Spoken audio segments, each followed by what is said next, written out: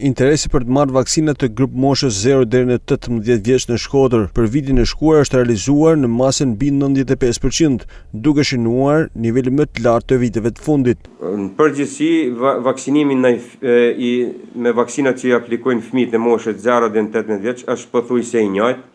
Shkan në parametrat të mira deri te 95%.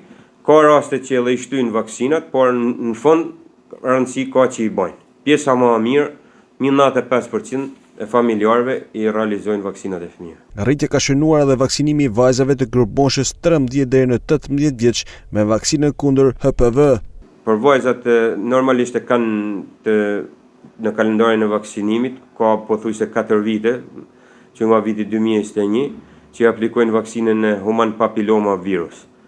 Vaksinë e mirë që të mbron nga kanceri qafës mitës dhe nga lythat që mund të shfaqen genitale, është vaksinë shumë e mirë dhe në përgjithësi sensibilizimi është rrit, ka rreth 70% e vajzave që e kryjnë, mendojmë që në të ardhmen, siç e ka bota, të shkojnë mbi 90%. Ndërkohë në kalendarin kombëtar të vaksinimit do të përfshihen edhe djemtë e moshës 13 vjeç.